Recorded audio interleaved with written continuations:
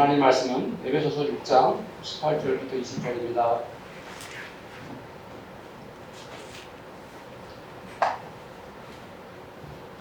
에베소서 6장 18절부터 20절까지 다같이 한 목소리로 읽겠습니다. 모든 기도와 간구를 하되 항상 성령 안에서 기도하고 이를 위하여 깨어 구하기를 항상 힘쓰며 여러 성도를 위하여 구하라. 또 나를 위하여 구할 것은 내게 말씀을 주사 나로 입을 열어 복음의 비밀을 담대히 알리게 하옵소서. 그것이니 이 일을 위하여 내가 사사슬의 댕매인 나신이 된 것은 나도 이 일에 당연히 할 말을 담대히 하게 하려 하십니다. 아멘. 박철서에서 예배드린 성도님들 축복합니다. 안타깝게도 제 얼굴밖에 안 보일 것 같은데 아슬아슬하게 20명을 안 채우고 예배를 잘 드리고 있습니다. 성도님들 성경책을 보면요, 오늘 성경책 보면 에베소서 6장 10절부터 20절 사이가 이렇게 한 문단인 것을 알 수가 있죠. 10절부터 20절 사이에 이 말씀이 한 문단입니다. 그래서 10절부터 20절까지 우리가 읽을 때는 어느 한 구절만 읽기보다도 이 전체의 주제에 맞게, 맥락에 맞게, 그렇죠? 그것을 통으로 하나로 읽어야지 된다는 것을 우리 성도님들이 아시겠죠. 그런 의미에서 이 18절부터 오늘 20절 읽은 말씀도 단독적으로 따로 이 말씀을 우리가 묵상하기보다도 10절부터 20절까지 전체 말씀을 이어가는, 그리고 마지막 결론으로 주는 말씀이다, 이렇게 해서 읽으셔야 되겠습니다. 그리고 바울도 처음부터 그런 의도로 이 말씀을 써 놓은 것입니다. 그렇다면 바울이 왜 하나님의 전신갑주를 입으라고 말하면서 왜 이 18절부터 20절 말씀을 결론으로 이렇게 다 맺고 있는 것인가? 그래서 우리가 생각을 해봐야겠습니다. 제가 불암산에 있는 71사단 포병대대에서 군복무를 하였습니다. 그런데 좀 신기하게도 제 첫째 조카가 제가 복무했던 그 부대에 그대로 배치를 받았어요. 그래가지고 저희 형님과 제가 조카랑 같이 그 부대에 배치받는 날 그 부대를 갔는데 너무 반갑더라고요. 내가 여기서 복무했었는데, 포병대대에서 제가 복무를 했다면 제가 포를 몇 번이나 쏴봤을까요? 권영근 장로님하고 김지현 전사님이 고개를 절절 흔드는데요. 한 번도 못 쏴봤을 것이라 확신하는 겁니까? 포병대대에서 복무했는데 포를 안 쏘고 뭐예요? 제 개인적인 비밀을 두 분이 잘 알고 계신 것 같기도 하고, 방위병으로 복무했죠, 제가. 그래서 제가 이 포병대대에 있으면서 포는 열심히 닦았지만 한 번도 쏘아본 적이 없어요. 왜 그러냐면 그 부대 자체가 예비군들을 관리하는 그런 대대였기 때문에 그냥 형식적으로 있는 거예요. 전쟁이 나면 우리 부대는 포병대대지만 포를 쏘지는 않습니다. 왜 그렇습니까? 한 번도 그 포 쏘는 훈련을 안 받았기 때문에 포를 쏠 수가 없는 거예요. 이유는 간단합니다. 아무리 강력한 무기를 갖추고 있어도요, 그것을 제대로 훈련해서 사용하지 못하면 무용지물인 것입니다. 하나님의 전신갑주도 마찬가지예요. 하나님께서 우리들에게 전신갑주를 입으라라고 이렇게 말씀하지 않았습니까? 그렇죠? 처음에 진리의 허리띠, 의의 호심경, 또 평안의 보험으로 준비한 신발, 다 우리가 믿음의 방패, 구원의 투구, 바울이 다 말했는데요. 그것을 입으라 했어요. 그리고 그것을 우리가 입는 거 굉장히 중요합니다. 그런데 이 갑주를 온몸에 입었다 할지라도 그것을 입고서 평상시에 꾸준히 훈련을 하지 않는다면 그거를 주체를 못하게 되는 거죠. 사용도 못하고요. 마귀에게 그냥 패하고 말 수 있습니다. 그래서 바울은 하나님의 전신갑주를 입는 것은 마땅하지만 그것을 어떻게 실제로 그 전신갑주를 입고 활용할 것인가, 그리고 어떻게 그 전신갑주를 입고 훈련을 받아야 하는가, 그 말을 하고 있는 거예요. 바울이 먼저 무엇을 말합니까? 모든 기도와 간구를 하되 라고 말씀하고 있죠. 이 말씀의 의미가 무엇입니까? 모든 기도와 간구를 하라. 이 말씀의 의미는 모든 일에 기도하라는 뜻입니다. 모든 상황에서 기도하라는 의미입니다. 내가 구할 것이 무엇이든지 간에 모든 것을 위해 기도하라, 이런 뜻입니다. 어떤 일이 있어도 기도하라는 뜻인데, 어떤 일은 내가 구태여 하나님께 기도하지 않아도, 따로 기도하지 않아도 내 방법으로, 내가 가지고 있는 경험으로, 또 내가 할 수 있는 그 능력으로 처리할 수 있는 일이 있죠. 그런 일은 구태여 기도하지 않아도 내가 할 수 있으니까 기도하지 않아도 됩니까, 혹시? 이런 일까지도 기도하라 그러면, 우리가 기도할 게 너무 많아지죠. 아주 뭐 사소한 일, 내가 그냥 쉽게 처리하는 일까지 다 기도하라고? 중요한 일만 기도하고, 힘들고 어려운 일, 큰 문제를 놓고 기도해야 되지, 그걸 놓고 집중해서 기도해야 되지, 내가 할 수 있는 일까지 기도할 필요가 있겠는가 생각이 쉽겠지만, 바울은 그렇지 않다라고 말하고 있는 거예요. 모든 기도라는 것은 모든 일에 기도하라, 이 말씀을 하고 있어요. 그러면 이렇게 모든 일에 기도하는 것과 하나님의 전신갑주를 입는 것과는 무슨 관련이 있겠습니까? 이것은 바로 신앙훈련과 연관이 되는 것입니다. 군사훈련을 받지 않으면,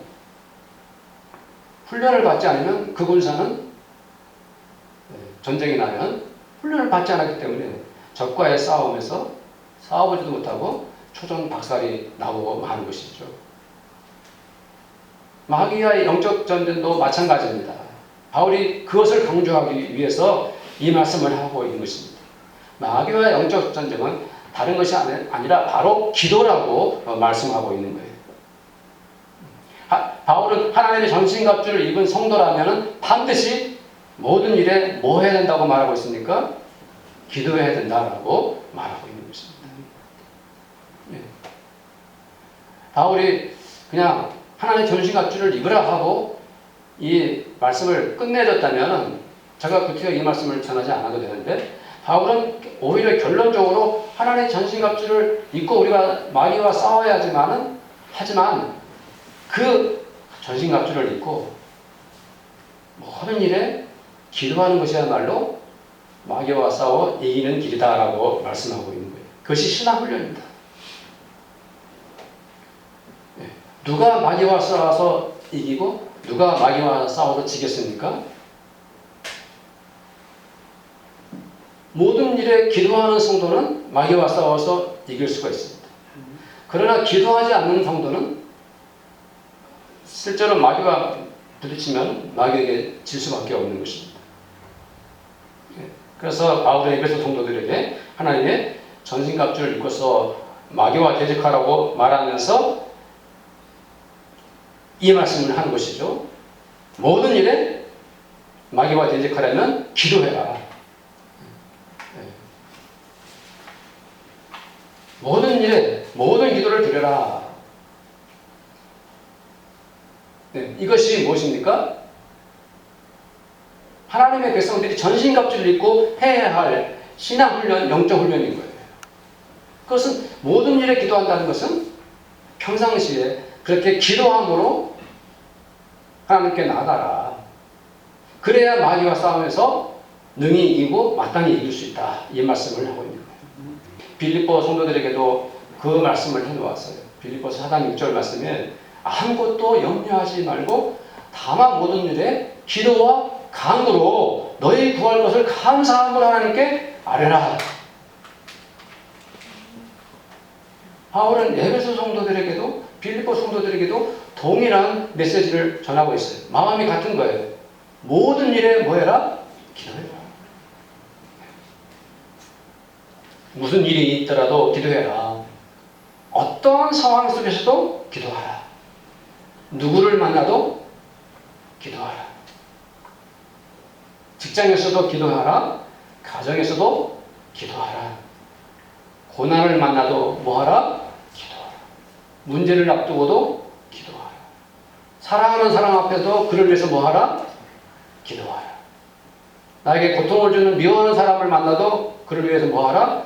기도하라. 무슨 일이든지 기도하셔야 됩니다. 이것이 바로 전신갑주를 입은, 하나님의 전신갑주를 입은 성도들이 해야 할 신앙 훈련이고, 마귀와 싸워서 이길 수 있는, 영적 싸움에서 승리할 수 있는 그 길을 바울이 가르쳐주고 있는 것입니다. 바울은 또 말합니다. 항상 성령 안에서 뭐하라 했습니까? 기도하고. 사도행전 16장에 보면요, 바울이 디모데와 함께 일사천리로 복음을 전합니다. 여러 도시를 찾아가지고 열심히 막 복음을 전해요. 그런데 그 결과가 놀라울 정도입니다. 16장 5절 말씀에 보면은 그 현장을 목격할 수 있는데요, 이렇게 기록되어 있어요. 이에 여러 교회가 믿음이 더 굳건해지고 수가 날마다 늘어납니다.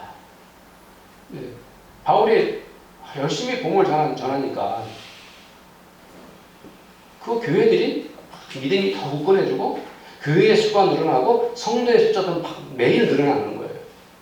이것을 보고 어떻습니까? 성도님들이 막 우리도 용기가 생기죠.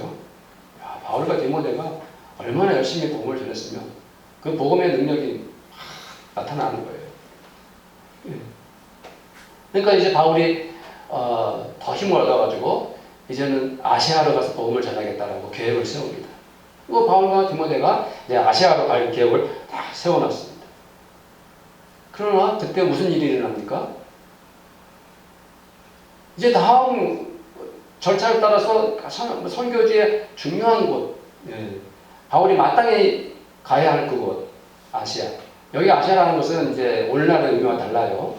그 당시에 우리가 그 요한계시록을 보면은 요한을 통해서 이 요한계시록의 말씀을 몇 교회에다 보내죠? 7교회에 보내죠? 그 지역이 대부분 아시아에 속한 지역이에요. 지금의 뭐 터키 이쪽에 있는 지역들이에요. 바울은 열정을 가지고 이제 아시아로 가야겠다 하고 다 이제 모든 준비를 하고 가려고 하는데 6절에 성령께서 아시아에서 말씀을 못 전하게 하셨어요. 이게 참 바울은 처음에 이해가 안 됐어요. 왜 아시아에서 복음을 못 전하게 하지? 생각해 보세요. 뭐 예를 들면 우리 교회가 자양동에 위치했다고 해가지고 구미동에 가서 복음을 전하면 안 되는 겁니까? 어디 가서 복음을 전하지 못할 땅이 어디 있겠어요? 바울은 처음에 이해가 안 갔어요. 그래서 성령께서 자기를 막는 것을 이해를 하지 못하고 처음에 설마 아니겠지 하고 계속해서 아시아로 가려고 최선을 다합니다. 그래서 그 지역 그 도시들을 밟아서 막 갑니다. 근데 그 다음에는 또 이번에는 예수의 영이 허락지 않았다 그랬어요. 예수님께서 친히 관여를 하신 거예요. 7절에 보니까 16장 7절에 보니까 무시아 앞에 이르니 비두니아로 가고자 애쓰되 예수의 영이 허락지 아니하시는지라. 바울과 디모데가 원래 가려던 계획을 중단하게 되었어요. 그리고 9절에 보면 밤에 환상을 보여주시는데 하나님께서 환상이 바울에게 보이는데 어느 지역 사람이 나타났죠? 마게도니아 사람이 하나가 그에게 간절히 청을 합니다. 이르되 마게도니아로 건너와서 우리를 도와달라고. 그제서야 바울이 뭐 하게 됩니까? 깨닫게 된 거죠. 성령께서 어디로 가는 것을 막으셨어요? 아시아로 가는 걸 막으셨어요. 아시아보다 지금 급한 곳이 어디입니까? 마게도냐에서. 그럼 생각해 보세요. 이 바울이 목회하고 복음을 전하고 선교하면서 늘상 기도했던 사람인데 만일 그가 성령 안에서 기도하지 않았다면 이 성령님의 뜻을 알아야 몰라요? 모르죠. 성령 안에서 기도했던 마음이기 때문에 성령의 음성을 듣고 복음 전하는 것을 아시아로 가는 것을 포기하고 마게도냐로 가게 된 거예요. 우리도 마찬가지예요. 성령 안에서 기도할 때, 성령 안에서 기도할 때 마귀와의 싸움에서 이기는 것입니다.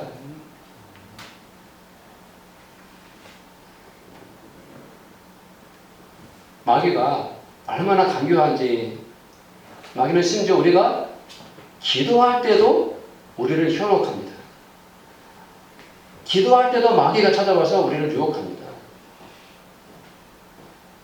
우리의 마음에 시험 들게 하죠. 그래서 바울이 고린도후서 11장에 이 마귀가 때로는 거룩하고 빛나는 천사들로 꾸미고 가장해서 우리에게 찾아온다고 그랬어요. 13절, 14절에 이런 말씀이 있어요. 고린도후서 11장. 그런 사람들은 거짓 사도요 속이는 일꾼이니 자기를 그리스도의 사도로 가장하는 자들이니라. 이것은 이상한 일이 아니니라. 사탄도 자기를 광명의 천사로 가장하나니. 성령 안에서 깨어있지 않으면 이것이 사탄의 말인지 성령님의 음성인지 알 수가 없는 거예요. 왜? 천사로 꾸미고 오니까. 사랑하는 성도님들, 바로 우리가 성령 안에서 기도할 때 마귀의 모든 계략과 그의 음모와 그의 공격을 뭐 할 수 있습니까? 이겨낼 수 있어요. 성령 안에서 뭐 할 때? 기도할 때. 우리가 성령 안에서 기도할 때 성령의 은혜 속에서 기도하는 거예요.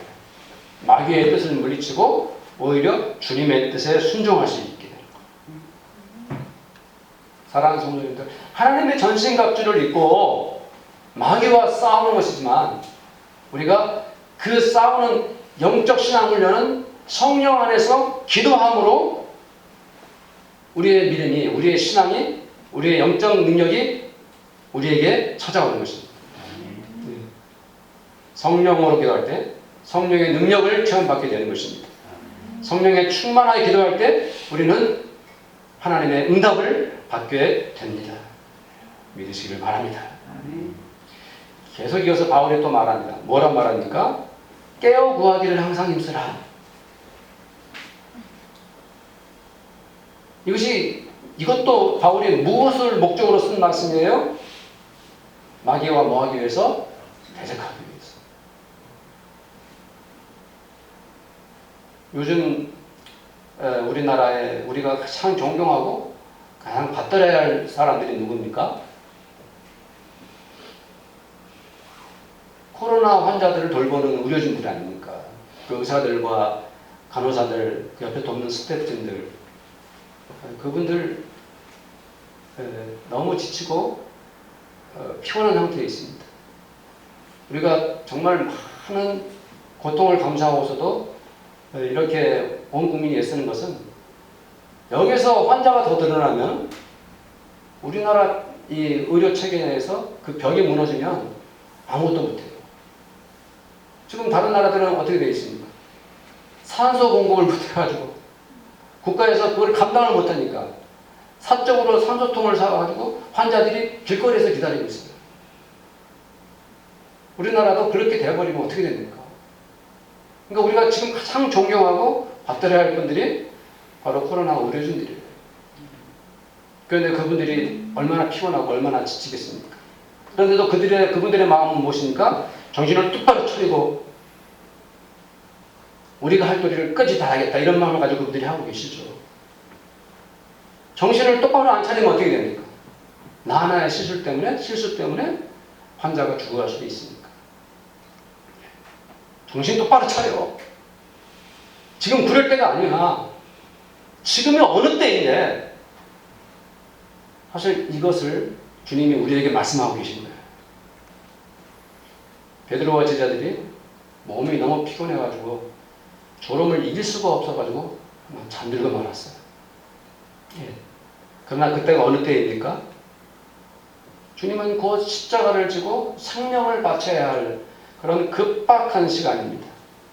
주님께는 너무나 안타깝고 고통스러운 시간이었고 감당하기 힘든 시간이었어요. 그런데도 아무것도 모르고 제자들은 뭐합니까? 잠을 잡니다. 아무것도 모르니까 아무런 준비도 안 되어 있습니다. 장차 어떤 일이 벌어질지 전혀 모릅니다. 우리들도 그런 상황에 처해질 수 있어요. 목사도 그럴 수 있고 우리 성도들도 그럴 수 있습니다. 지금은 정신을 똑바로 차리고 깨워서 하나님께 간절히 기도해야 할 때인데 아무것도 모르고 그냥 무방비 상태에서 졸고 있으면은 그 후에 나에게 무슨 일이 벌어질지, 우리에게 어떤 일이 일어날지 그걸 아무것도 감지 못하고 그냥 뭐하고 있습니까? 눈 감고 자고 있어요.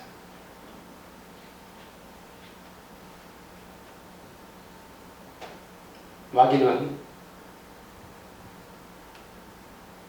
하나님도 졸도 주무시지도 않지만 마귀는 늘 눈을 뜨고 다닙니다. 안 자요. 공중의 권세를 잡고 있다 그랬잖아요. 공중의 권세 잡은 마귀가 두루 다닌다 그랬지 않습니까? 누구를 찾습니까? 목요 삼킬자를 찾는다 그랬어요. 네.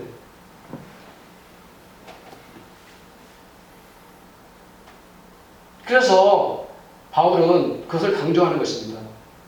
마귀와 싸우는 것은 정신을 똑바로 차리고 깨워서 기도하는 것이지 그렇지 않으면 마귀에게 우리가 당한다. 이 말씀을 하고 있습니다. 영어로는 어거스틴이라고 하는데 원래 이름은 아우스티누스인데 어거스틴은 영어식 발음이고 하여튼 그 아우스티누스를 아시지 않습니까? 어거스틴을. 이 사람은 기독교 역사에 있어서 많은 업적을 남기신 훌륭한 분입니다. 그래서 제가 궁금해서 그분의 책을 물론 번역된 책이죠. 뭐 말할 것도 없고. 어쨌든 그 책을 그분의 그 일대기를 읽어봤어요. 몇 전에 오래됐는데요. 10년도 넘었는데 참 방탕하게 산 거예요. 젊은 시절에. 술과 여자 이런 걸로 빠져 살았을 뿐만 아니라 여러 종교를 탐닉을 했어요. 머리는 똑똑하니까 이 종교 저 종교를 다 돌아다니면서 그의 어머니가 모니카 아닙니까? 간절히 아들을 위해 기도해도 눈 하나 깜짝하지 않고 방탕하게 살았어요. 그런데 어느 날 이 아우스티누스가 정신을 똑바로 차립니다. 아, 이건 아니다. 이 인생은 아니다. 그 인생의 전환점이 찾아옵니다. 자기가 살았던 모든 자기 인생을 다 내려놓고 포기하고 하나님께 돌아옵니다. 그래서 하나님의 신실한 제자가 되는 거죠. 정신 어느 날 번쩍 드는 것입니다. 인생의 비약, 인생의 전환점이 그에게 찾아오는 것입니다. 기도 생활에도 사랑하는 성도님들 전환점을 맞이해야 하는 것입니다. 내가 그동안 너무 기도 안 했구나. 내가 너무 잠자고 있었구나. 내가 기도 생활에 너무 게을렀구나. 아, 이건 아니다. 지금은 기도할 때구나. 지금은 정신을 똑바로 차리고 하나님께 부르짖어야 할 때구나. 정신 차리자, 기도하자 하는 이 기도의 전환점을 우리 성도님들 맞이하시기를 저는 간절히 축원을 드립니다. 그래야 되는 것입니다.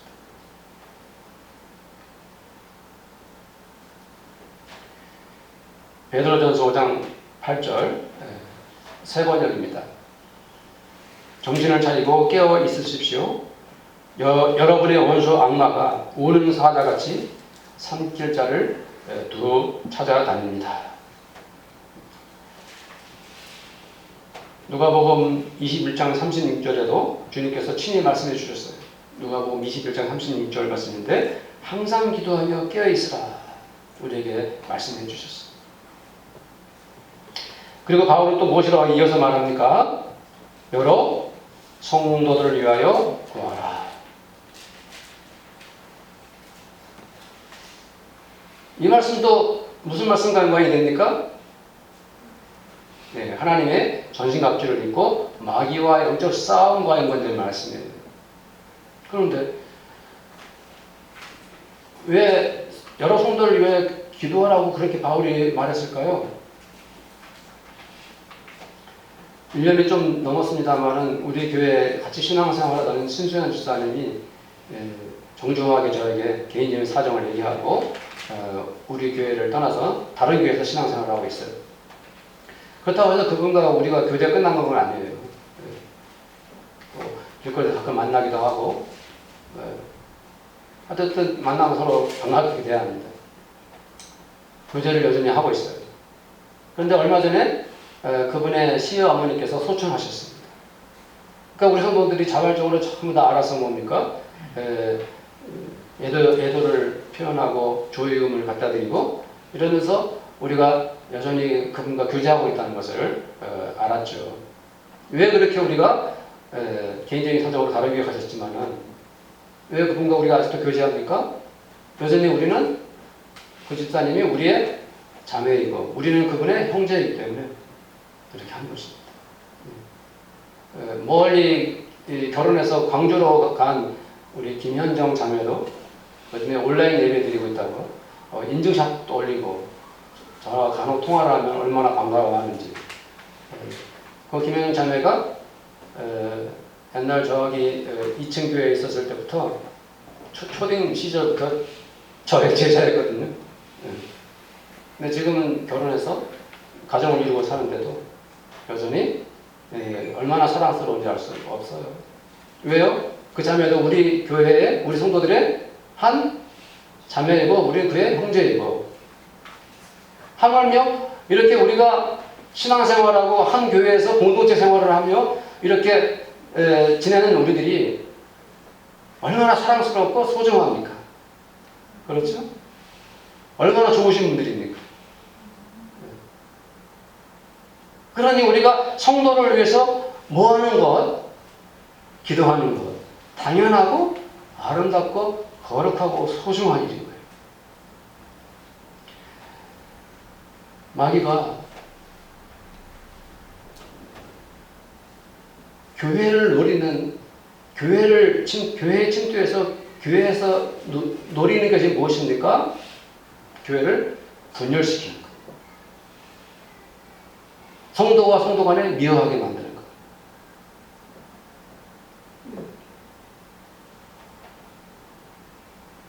그러나 우리 성도들이 성도를 위해서 서로 간에 기도하고 있으면 어떤 마귀의 계략과 관계에도 불구하고 우리 교회는 결코 마귀가 침범할 수 없습니다. 마귀와 대적하여 싸우는 성도들은 어떤 성도들입니까? 성도와 성도 간에 서로 뭐하는 교회? 기도하는 교회.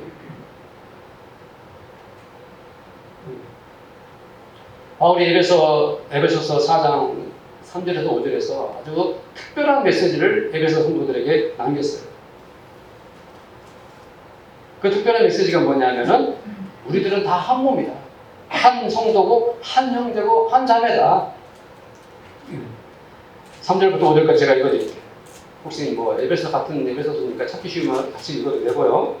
평안에 매는 줄로 성령이 하나 되게 하신 것을 힘써 지키라. 몸이 하나요 성령도 한 분이십니다. 이와 같이 너희가 부르심의 한 소망 안에서 부르심을 받았느니라. 주도 한 분이시요 믿음도 하나요 세례도 하나요. 바울이 에베소 성도들에게 하나 된 것을 강조하고 있지 않습니까? 네. 우리가 하나 되는 성도들이 하나 되는 그 길은 무엇입니까? 서로가 성도를 위해서 뭐 할 때? 기도할 때 하나가 되는 거예요. 그것이 얼마나 중요한지를 바울이 말하고 있는 것입니다.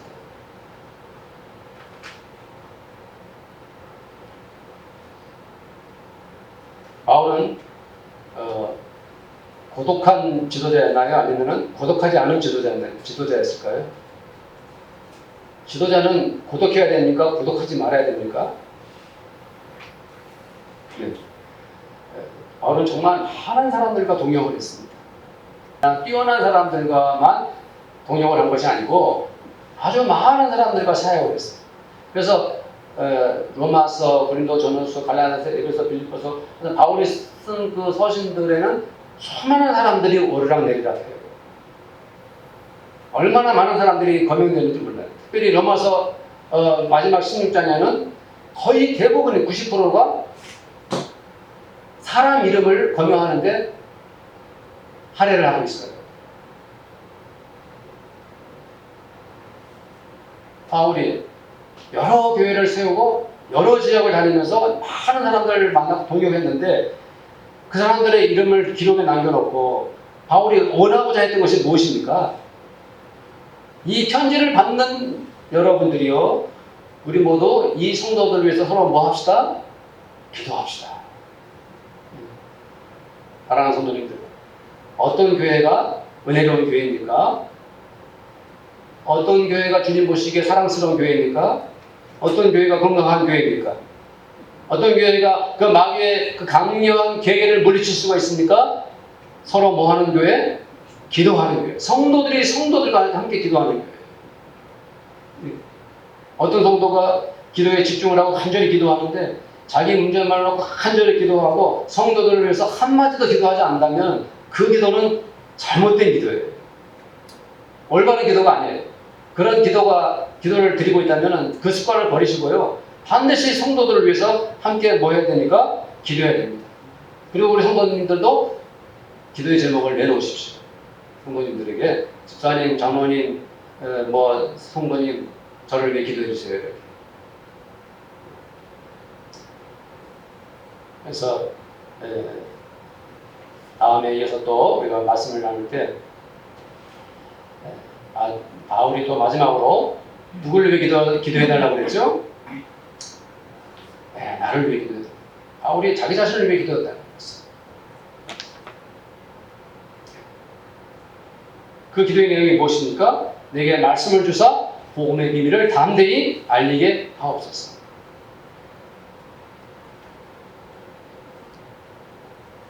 바울이 지금 그 말을 하면서 나를 위해 기도해달라고 부탁하면서 자신이 지금 어디에 있다고 말합니까?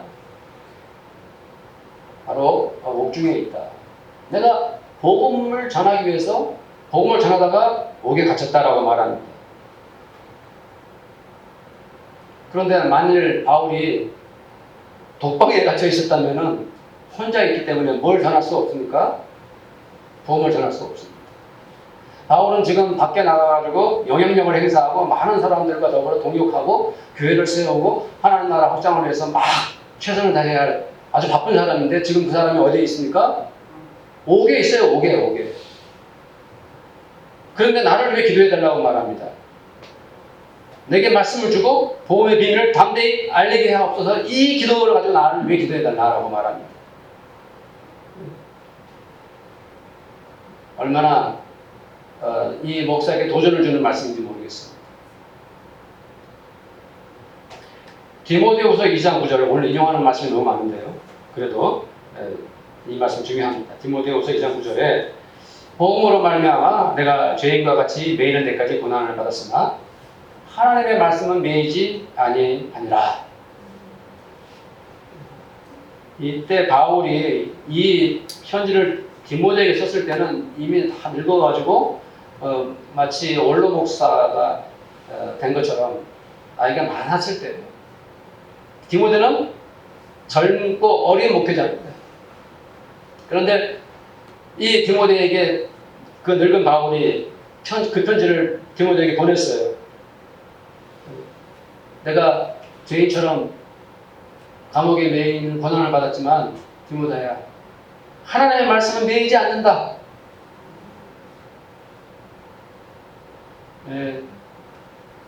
디모데가 얼마나 큰 감동을 받았겠습니까? 얼마나 큰 도전을 받았겠습니까?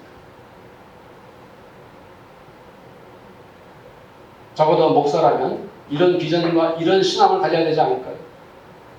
목사가 왜 존재합니까? 복음 전환을 하고 있는 것이죠. 아무리 힘들고 어렵더라도 어떠한 상황, 어떠한 처지에서도 목사는 뭐 하는데 전념합니까? 복음 전하는데 전념해야 되죠. 복음을 위해 존재하는 것이 목사입니다. 그런데 그런 목사가 되려면 누가 기도해야 됩니까? 목사를 위해서 성도님들이 기도하셔야 돼요. 저를 위해서. 네.